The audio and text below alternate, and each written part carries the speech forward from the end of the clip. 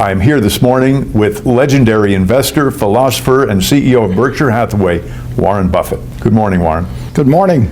My first question for you, I don't know if you've had a chance to Google yourself, but if you Google Warren Buffett, you get 25 million hits. And my question is, you're a sitting CEO, you're wealthier than Midas, but everybody thinks you're a champ. How do you do that? Well, I don't know about that. I think when you get older, they forgive a lot of things. So I think if I ever make it up to George Burns' age or something, and I just have a cigar in my mouth, and people will really love me then. You're arguably the most interviewed CEO in history. Is it your ability to communicate that comes from instinct, or is it something you've learned over the years?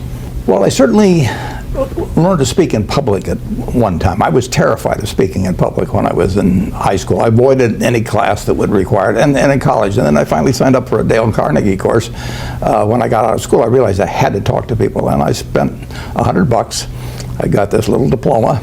I proposed to my wife during the term of the course, so I really got my money's worth there. But in terms of public speaking, I really had to force myself on that. In terms of talking privately, they couldn't stop me from the moment I started in school. I think I've always liked to talk. How do you keep up with all the media and information that goes on in our crazy world and in your world of Berkshire Hathaway? What's your media routine? I just read and read and read. I probably read 5 to 6 hours a day. I don't read as fast now as when I was younger, but I read 5 daily newspapers. I read a fair number of magazines. I read 10Ks. I read annual reports, and I read a lot of other things too. So I've always enjoyed reading. I love reading biographies, for example. And you process information very quickly. Well, I have some filters in my mind. So if somebody calls me about an investment in a business or an investment in securities, I usually know in 2 or 3 minutes whether I have an interest, and I don't waste any time with the ones in which I don't have an interest. I always worry a little bit about even appearing rude, because I can tell very, very, very quickly whether it's going to be something that's will lead to something, or whether it's just a half an hour, an hour, or 2 hours of chatter. When I think you wrote in an annual report, it was in 2009, speaking about the country, about the economy, we are certain, for example, that the economy will be in shambles throughout this year. The problem was that wasn't the complete quote. It led the impression that you were unduly pessimistic about the country. How did you respond to that? Yeah, well, I wasn't at all pessimistic about the country. In fact, I wrote an op-ed piece for the New York Times in October of 2008, just when the world was kind of falling apart. And I said the world is going to fall apart for a while, but don't worry about it. We're going to come out fine on the other side. And I said, buy stocks. And I've never been pessimistic about the United States. I bought my first stock in the spring of 1942. I was 11, and if you remember, you don't remember. No one watching this will remember. But we were losing the war at that time, and we were getting totally creamed in the South Pacific, and the Philippines fell, and the Death March at Bataan, and all of that sort of thing. It was not until the Battle of Midway, which was a little later, that things started turning around. But I was optimistic on the country then, and I've been optimistic on the country ever since. And incidentally, the Dow Jones average then was 117,000 now. No one has ever been a success betting against America since 1776, and they're not going to be a success in the future doing it either. I know when the Dow hit 1,000, it was a moment of euphoria. Yet, if I'm not mistaken, you plowed in and you even raised more funds. Has the Dow ever felt to you like it was way too frothy? There were a couple of times when it looked too frothy to me, but that's in 50 years. And I gave a talk in 1999, and it's gotten reprinted in Fortune subsequently, and there have been a couple of times when it really looked to me like people had gotten too excited. But even then, I knew that the country would, any marker that we'd established, we were going to surpass later on, and that continues true to today. I mean, this country's just getting started. I was reading a Lincoln quote the other day: "With public sentiment, nothing can fail. Without it, nothing can succeed." And of course, he was talking about what led to the Emancipation Proclamation. When I think about your world, 330,000 people who are employees of Berkshire Hathaway or its subsidiaries, how do you send a message that they are being scrutinized under the microscope by the media at all times? Well, I send a message to their managers. Those 330,000 people work for maybe 70 or so CEOs and in turn work for me. So my job is to have those 70 CEOs sending out the right message. So every 2 years, I write them a very simple letter. It's a page and a half. I don't believe in 200-page manuals, because if you put out a 200-page manual, everybody's looking for loopholes, basically. But a page and a half, it's very hard for them to argue about what I'm talking about. So I tell them, that my reputation, Berkshire's reputation, is in their hands. And not only, and we've got all the money we need. We'd like to make more money, but we got all the money we need. We don't have an ounce of reputation beyond what we need, and we can't afford to lose it. So we never will trade reputation away for money. And they're the ones that are the guardians of that, and that I want them to not only do what's legal, obviously, but I want them to judge every action by how it would appear on the front page of their local paper, written by a smart but semi-unfriendly reporter, who really understood it, to be read by their family, their neighbors, their friends, and it has to pass that test as well. And I tell them I don't want anything around the lines. I tell them there's plenty of money to be made in the center of the court, and I'm 84 and my eyes aren't that good anymore. I can't quite see the lines that well. So just keep it in the center of the court, and if they have any questions, call me. Even the occasional dust-up at Berkshire there will be. is big news. Yeah. And I'll pick on Solomon only because it's history now, it's a good and a lot of time to reflect on that. When you think about what you went through there, what advice do you have for a CEO who's on the media hot seat because of a similar situation? Well, there's a couple pieces of advice on that. The first is that when you find out a bad news, correct it, and if it's necessary to report it, then the authorities report it immediately. The big problem with Solomon was not what a fellow named Mosier did, which was to defy the U.S. government, not ever a very good idea, but that could have been handled. But he reported it, he didn't report it. John Merriweather, his supervisor, picked up on it in late April of 1991 and went to the president and the chairman and the chief legal counsel of Solomon and said, here's what this fellow Mosier's been doing. And they all agreed it was wrong. They all agreed it was reportable to the Federal Reserve promptly. And unfortunately, nobody did anything. And then in the middle of May, Mosier went out and did it again. And now you got a terrible problem, because you knew the guy was a bad actor a few weeks earlier, and you hadn't reported it, and now that compounded there, and then you're in a real pickle. So when you find bad news, I say get it right, get it fast, get it out, get it over, and get it right is important. There wasn't any question that Mosier had done it there, but to get it fast and get it out, they missed on. And so deal with you're going to get bad news. I mean, I got 330,000 people. I mean, I will guarantee you that probably dozens of them are doing something wrong right now, and I just hope I find out about it early, and the person below me finds out and lets me know if it's bad enough, and that they stop it. So you can't have a city of 330,000 without an occasional crime of some sort. So it's going to happen, and you've got to do something about it fast when it does happen. I know you're acquainted with the concept that journalists write the headlines before they do the story. What's your advice for this situation? For instance, Walmart pays fewer than 6,000 of its 1.3 million employees the minimum wage. But the headline is, unions decry minimum wage policies at Walmart. How do you solve that? It's very tough, because it's a better story from the standpoint of the writer, and particularly the headline writer. The second story is a better story than the first story. And the biggest sin in journalism that I see, and I think, incidentally, I think I probably, as a CEO, have spent more time talking to journalists than perhaps any CEO in the country. Partly that's because I'm 84, but partly because I like to talk to journalists too. But the greatest sin they commit, you've got to start a story with a hypothesis. I mean, you're looking into something because you have a working hypothesis, but you have to give up that hypothesis if it turns out not to be correct, or if it's misleading in a major way. So I always worry about the journalist that calls me. They've decided what story they're working on, and all they're looking for is confirmatory evidence. So I call it quote shopping. They'll talk to me for 45 minutes hoping they get one quote that confirms their story, and ignoring the other 43 minutes when I tell them things that should limit the story. So it's very natural. you get time invested in it, you've got this working hypothesis, terrible what Walmart does with their employees or whatever it may be, and you may have some people who have an interest in it feeding you a lot of material along that line. And once you've invested a lot of hours and your editor knows you've invested a lot of hours, maybe it was the editor's working hypothesis to start with. Now you got to go back and tell him he's wrong or her. I mean, there's a lot of momentum toward a bad story. There's a lot of momentum toward a good story too. But you have to be able as a writer to say, my hypothesis is no longer correct.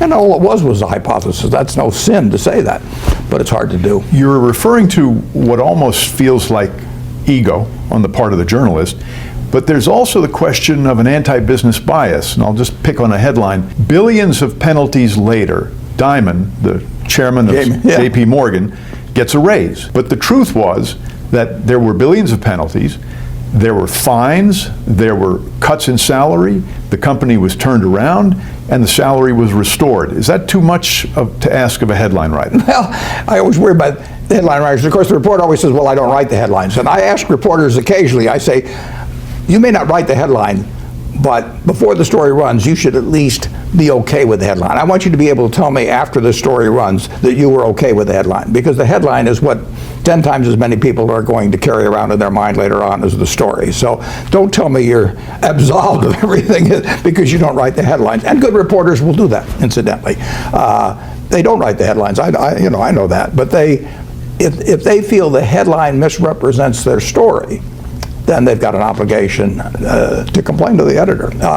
But going back to the Dimon example, I mean, most of the things that JP Morgan got penalized for were acts at WAMU, which they took over, or Bear Stearns, which they took over. At the time they took over those two institutions, the United States government was on their knees begging them to do it, basically, through the various agencies. I mean, they were doing something that was a public service. That doesn't mean they didn't think they'd benefit by it, but they were totally following through on something that the government wanted to have happen very badly. And they picked up, unfortunately, they wrote those contracts very fast, and they picked up the sins of those organizations which they had nothing to do with. Now, that doesn't mean that JP Morgan hasn't gotten fined for some things they did as well, but overwhelmingly, those were huge fines from the past. And when the government wants to levy a fine, you just salute and smile and say, do it again. Basically, we got fined $290 million at Solomon. If the figure had been $100 million, if it had been $500, there was nothing I could do about it. I had to agree to it, and that's just the way it is. So it could be a little tough, and Jamie Dimon has done a terrific job of running JP Morgan. It was very fortunate for the United States citizens that Jamie Dimon was running JP Morgan during the financial panic. It is true that one reason, we won't necessarily call it haste, but one reason for urgency was the companies they were buying were melting down. They were gone. They'd already melted down. They may not have known it, but they were gone. And they were important institutions. And WAMU came along right after Wachovia, after Freddie Mac and Fannie Mae, and all the dominoes were toppling. And here was another very big domino, and the FDIC could have taken it on, but there would have a lot of problems connected with that, and JP Morgan stepped up. The FDIC did get involved, but believe me, the panic of 2008 would have been far worse if JP Morgan hadn't been there and Jamie Dimon hadn't been running it. There's an immediate example that hits a little closer to home. You were quoted as being very interested and dramatically changing your opinion on a compensation issue, but that you didn't divulge it to the board. I'm wondering if that was just a misquote or bad fact-checking. I disagreed with the level of options being authorized, which the Coca-Cola company stated in the proxy material would likely be issued within 4 years. I thought it was excessive. I abstained from voting. I announced my abstention after the vote. I did not want to be leading a proxy contest or anything of the sort. I think the management of Coca-Cola is first class. I think they got some difficult problems to take on, but I think they've got some tremendous assets working for them as well. And I thought they're very decent people, and I thought if they were reasoned with and talked to, that they might well change things, and they have. I mean, they've dramatically changed that plan so that instead of over 4 years, it'll be over 12 years. Well, that's cutting it by 2/3. The chairman of the compensation committee is a very first-class person, very smart. She picked up on all the points on it, and they made the changes. So the abstention accomplished something very significant for Coca-Cola shareholders. The board of Berkshire wasn't involved with it. I mean, basically, we talked about it afterwards, and they approved of both the abstention and my suggestions to the Coca-Cola board. There was criticism that you only abstained in the media. Yeah. Yours was what I would call the abstention heard around the world. That reflects a lack of understanding of the boardroom on the part of many journalists, does it not? It really does. I mean, look at what we've accomplished by the abstention. You know, we're the largest shareholder of Coca-Cola. We want to be the largest shareholder of Coca-Cola. We want to be helpful to Coca-Cola. They want to do the right thing. There is no basic conflict at all between us and the Coca-Cola company. In fact, there's admiration on my part for the Coca-Cola management. I thought they made a mistake in doing what they were doing, and the abstention has worked out in terms of vastly changing the plan, and voting no and creating a ruckus would be been a very dumb thing. It would accomplish nothing. They would have dug in their heels in all likelihood. That's human nature. It might have been more fun for the press, but it wouldn't have accomplished the goal. People they don't really I mean, you're dealing with a human institution. These are decent, high-grade human beings as directors, and I hadn't talked with them about the plan. I was not a director. My son was a director, but I wasn't a director. I did not know they were going to say that they were authorizing those shares to be issued over 4 years. When I read it, I thought it was a mistake. And what should I do? Should I start condemning all these people at Coca-Cola, telling the world they're terrible people? They're not terrible people. What I should do is convey my feelings to them, and I'm not going to vote for it and then talk to them afterwards. I mean, this was shortly before the annual meeting, but I did abstain, and then I talked to them, and now we've got a very sensible plan, and no personal relationships have been damaged. People do not feel they've got an enemy out there, which they don't have. It just makes sense in terms of human behavior. But it would have been a better story if I'd taken out ads or something and said this is the worst thing that's happened in history.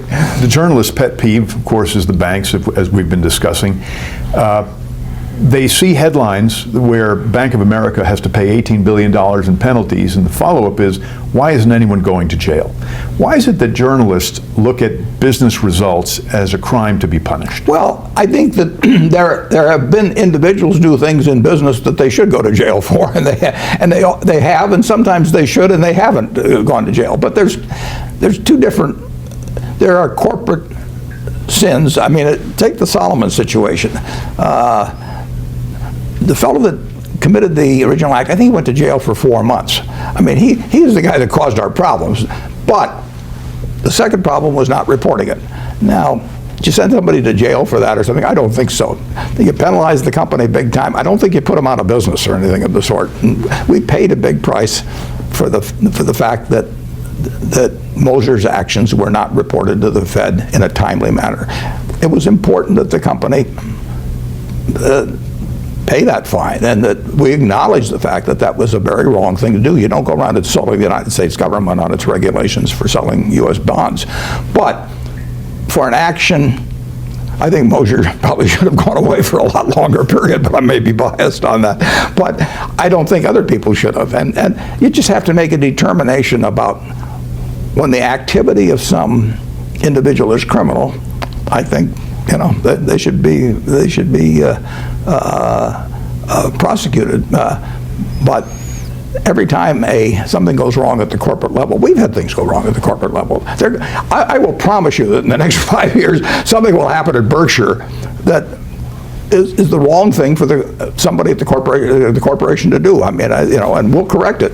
But it's going to happen from time to time, and I don't think I should go to jail if one of our 330,000 people does something they shouldn't do. But in a sense, we're speaking of two sides of the same coin. The first one was the abstention, where journalists don't understand the boardroom, in a sense, and how it works. They don't participate in it. The second one is a misunderstanding of civil versus criminal law. It's not only a journalist issue, it's a country issue.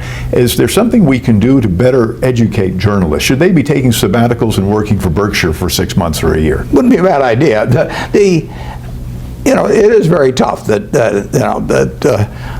quoted Mickey Mantle saying one time that it's amazing how easy this game is once you get up in the press box. And there is that problem. Of course, at the Washington Post, they used to say you don't have to be dead to write obituaries, so it isn't necessary that you have experience in everything to write about it. Particularly if you're going to be a business journalist or a political journalist, you really should understand business. And going back to our boardroom example, boards are social organizations as well as having business responsibilities. But it's very important to understand how human beings act. And I've been on 19 boards. I mean, I can tell you that most journalists probably, and most Americans, and maybe many many people that write about business, they really don't understand the dynamics within a boardroom, and it's a little hard for journalists to be planted in boardrooms around the country. But I do think that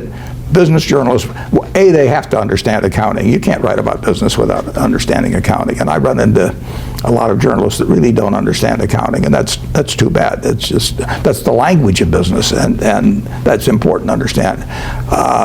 The best business journalist I've known has been Carol Loomis, and she didn't start out knowing anything about business, but she wanted to learn, and she is smarter at the end of every day than she is at the start of the day. Not very many people you can say that about, but she learned about accounting, she learned about all aspects of business, and as a result, she became the best business writer in the United States, or maybe the world. You know that Jim Michaels, my former editor at Forbes, and I were talking one day about Carol Loomis. I will say this for Carol. I've seen her start stories and find out that she was wrong in her working hypothesis, and she wrote according to the facts that she found out, and she was very good at finding out facts, very diligent, and that's why she wrote relatively few per year. But any story she wrote, you were going to learn something by reading, a lot by reading. The world of journalism and media has changed, and it's reflective of the world that Carol represented, the detailed, long-form story. Content today is a commodity, and I'd first like to ask if the fact that it's a commodity had something to do with, I'll qualify it as your change of heart about the Washington Post and your interest in media general. I wouldn't say it changed it too much. I mean, the Washington Post was selling the newspaper, basically, and that changed my forever commitment to it. And I also felt that I wouldn't be running Berkshire someday, and this would be a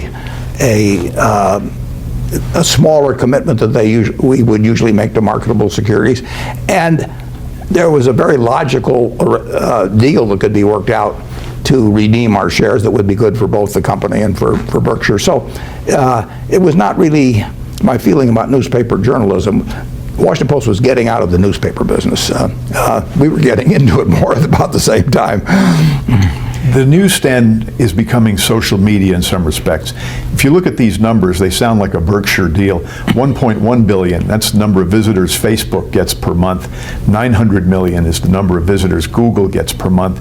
So news is seen now through the filter of what our friends think is interesting. Yeah. Everybody's a reporter. How does that play out for us? Well, it's really changed the world big time, and you can see it, in daily newspaper circulation in the United States. I guess there's maybe 1,400 or so daily papers left. There were 1,700 not so long ago, and their numbers are going to go down, and their circulation is going to go down, and their earnings are going to go down. So it is, the print daily newspaper is, it's been in decline for some period. It's going to continue in decline, and people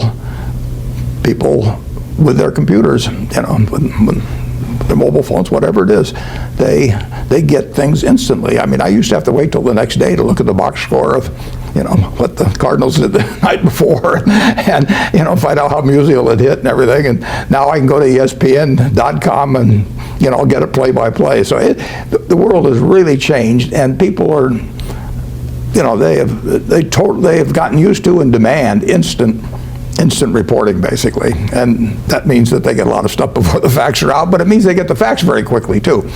They can get their financial news much faster now than when they waited to the next day to see where their stocks had closed. There's a silver lining you may not be aware of. Social media, the big play right now is Twitter for news organization. Warren Buffett and Berkshire Hathaway alone are 39 characters in a 140-character tweet. But your partner, Charlie Munger, is primarily grunting, and so he only takes up 2 or 3 characters. He's a valuable asset in the social media world. He's essential. The key to our communication strategy. I still love long-form journalism. You can argue that a 10K is really long-form journalism, and that's how I get my information. How does Berkshire deal with social media, or do you ignore it? We pretty much ignore it. If you look at our webpage, for example, I mean, we came up with it 20 years ago. It's the same thing. It actually represents what we are. Now, we communicate with our shareholders more than any other company that I know of. I mean, I've just gotten through writing the 2014 annual report, 20,000 words, and those are my words. They're not some investor relations department or public relations department. They're not part of a sales document. We fell on our face in one respect last year, and I talk about it. I try to write that as exactly as I would write it to my sisters, assuming that they had virtually all of their net worth in Berkshire. They were interested in it, but they didn't follow it day by day, and they want to know what I think and what went wrong and what's going right and how I think the world will develop and a whole bunch of things. So we want to communicate directly with people, and I really feel that if you want to talk to people honestly about a subject in which they care about, certainly they care about their money, they'll listen. I mean, I do not worry about the number of words when I write that report. I worry about telling them the things I'd want to know if our positions were reversed and they were telling me about my investment. In some respects, you anticipated the social media world. You mentioned earlier in our conversation the page-and-a-half memo that you send to your leadership every 2 years.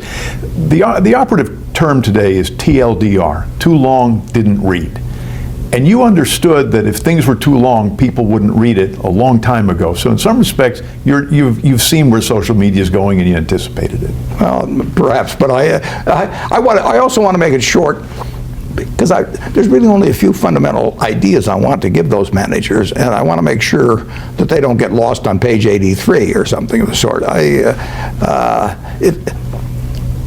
People usually can't absorb 15 or 20 messages. But in terms of writing about Berkshire or talking about it, I feel we want to give people every bit of information that I would like to receive if I were on the other end. It reminds me, I spent some time with Mark McCormick, who's the founder of IMG, the famous sports management company. But you didn't learn at the Harvard Business School. Exactly. Yale Law School, though. Yeah. He put a contract together, and his legal team got back to him, and he sent back a note with crayon on the top. This is too over-lawyered. Get it back to me in 1 page. And this is coming from a lawyer. Do you find that we're over-lawyered these days in communications? I'm enclosing in our annual report this year the 1.5-page contract we used to buy National Indemnity for $8.6 million. National Indemnity now is the largest insurance company in the world by net worth, and it was 1.5 pages. We've had 1-page contracts for other companies. I can't seem to pull this off anymore. I mean, I send these 1-pagers out to our lawyers and say, let's get it down to this and let's get it done by next week. But the world seems to change on that. I still would go for the 1-page contract. You know, I like to deal with people where I feel a 1-page contract will do the job. If I have to have 50 pages in there to protect me against the guy I'm dealing with, I'll always wonder whether I needed 51. Just as an aside, I think National Indemnity was your first foray into the insurance business. It's a deal that you chased, and I believe you overpaid for it. Well, I hope the seller feels that way. Who were the greatest business editors, do you feel, in the time that you've been observing the scene? And in their passing, have we lost something? Jim Michaels was an incredible editor. I mean, he could put out the whole magazine, and he proved every story he edited, and he edited them all. It was improved by his touch. Barney Kilgore was a sensational editor. I mean, he envisioned a world defined by interest rather than by geography. So he took a daily newspaper and said, I'm not trying to make this interesting, because you live in Omaha or you live in Peoria. I'm going to make it interesting because you live in the city of business. And he created, a fantastic paper. Ben Bradley was a great editor, not a business editor, but he was a great editor. I think you'll see other great editors in the future. The talent required for being a great editor has not been extinguished now. So maybe the formats have been reduced to which that editor can apply his talents or her talents, but I think you'll see other great ones. Do you think, in terms of the media, we're going through a transitional era and we'll end up in a rational place, or will we see pictures of movie star selfies and cats on the front page of the New York Times? I don't think we'll see them on the front page of the New York Times, but we'll see them every place else. People, that's why People Magazine became the most profitable magazine maybe in the world, certainly in the United States, by quite a margin. Fortune magazine was still turning out things that I love to read, but it was People that sold. Unfortunately, I think the great majority of people are going to like things very, very brief.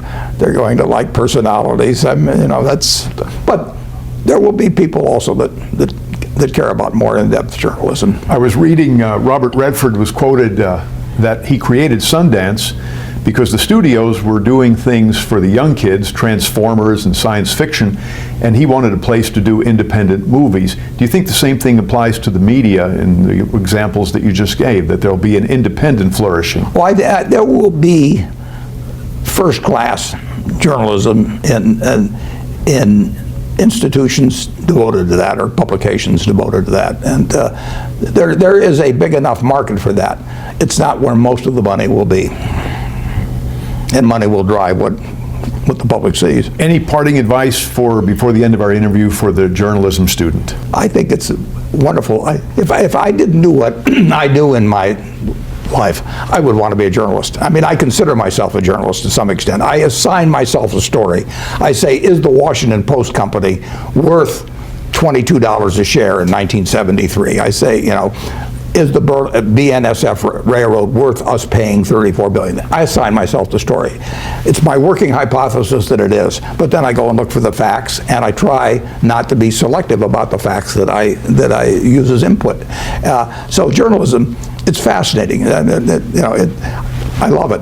I would say that you should always observe that rule about not letting the hypothesis determine the story. B, you've got to learn. You've got to learn about accounting. You've got to learn about how business works, if we're talking about business journalism.